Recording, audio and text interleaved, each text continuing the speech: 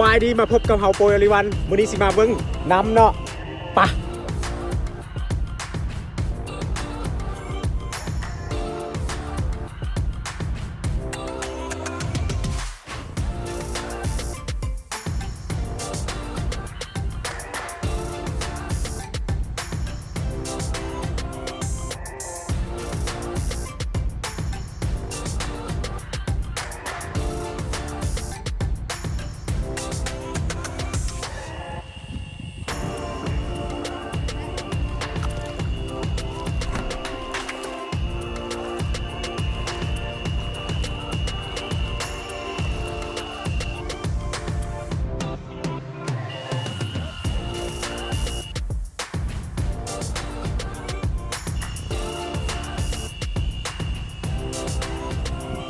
อันนี้บอลลิ้นน้ำอันเมื่อกี้นี่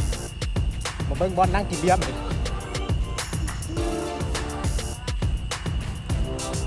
บอลนั่งกินเบียร์แถวเทิงนี่ก็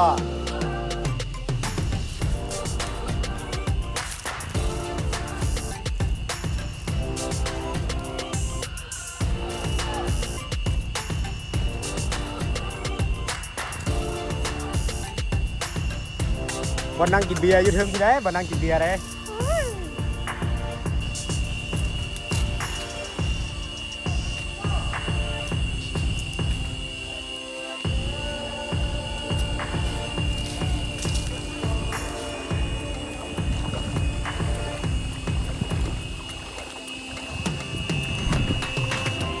บอลลิ้นน้ำแถวนี้บอลนั่งกินเบียร์อยู่พี่อมเย็นๆปูชาติเลยตัดกับมีบอลลิ้นตัดกับมีอีกบัดนี้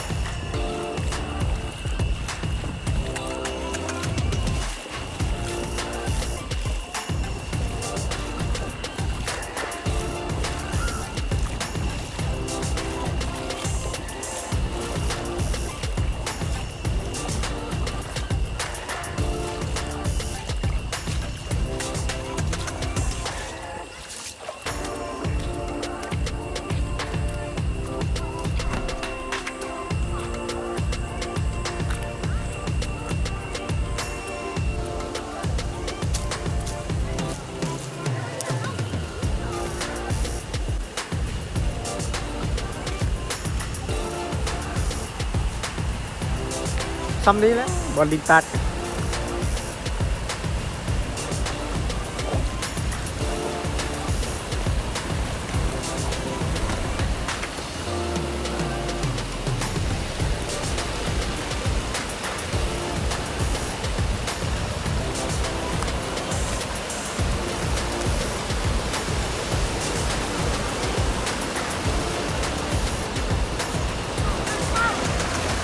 ได้บ่ฮัมเซเบสได้ลายวะบ่ได้ชัดโอ้แล้วกันเนาะ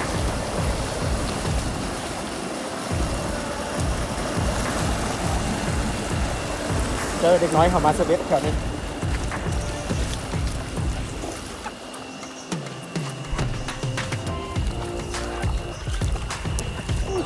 ตาปักงาม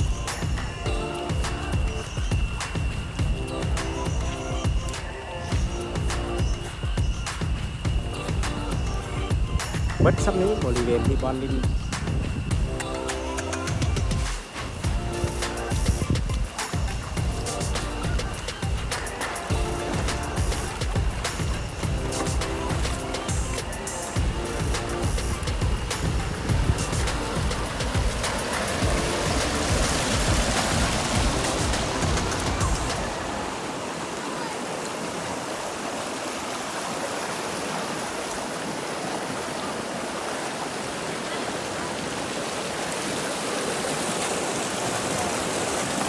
เอาแม่ตะกล้องนะเอาแม่ตะกล้องนะ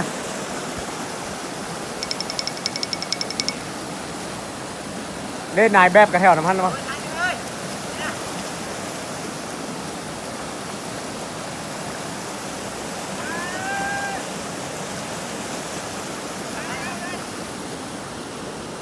โอ้มึนแล้วกันมาได้อยู่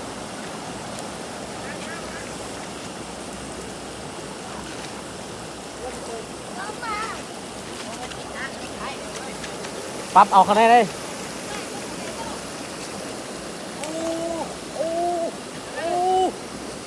จะปีนตักเลยจะปีน let's go let's go ไปเลยเนื้อไล่ไปเลย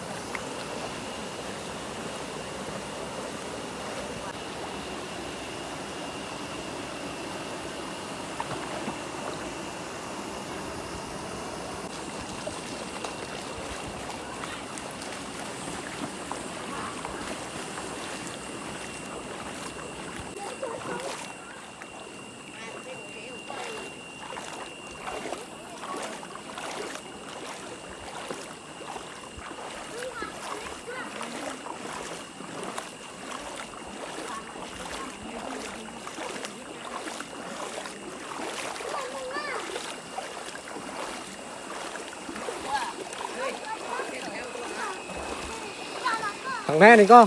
cái dòng linh được chưa xăm như vậy đi thìพอดีเขายังลอกขึ้นมาได้สว่านหรือลอยเขาพุ่นเลย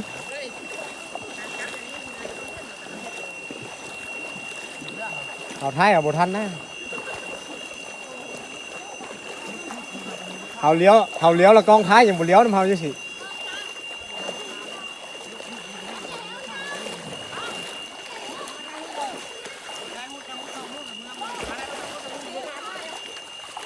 เอาอันพุ่นแล้วว่าไทยฮุบอันนี้วะ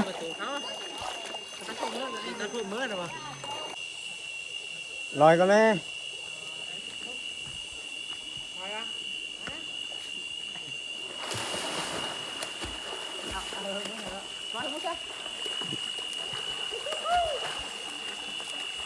ไปมาสั่งเยอะเลยเอาเอ็นแจ็คจะมาเลย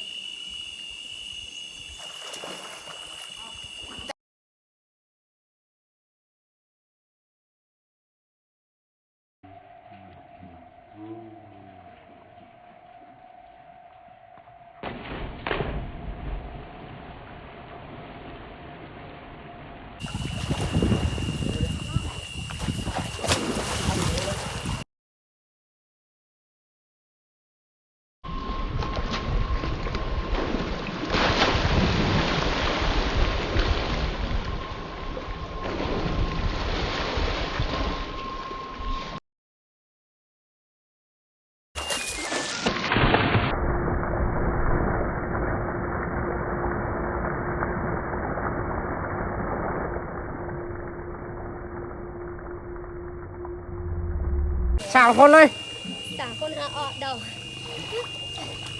เอาให้แค่ออก หัวเห็นดีๆออกไว้อยู่คุณอย่าเห็นเกอเฮงอยากขึ้นไปเทิงคุณ ดูแก้ม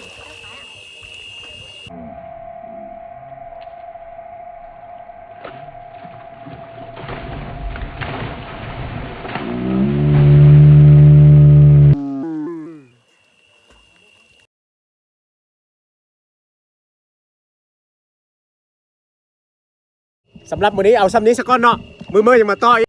เฮ้ยเฮ้ยครบได้กับเฮาปล่อยอริวัน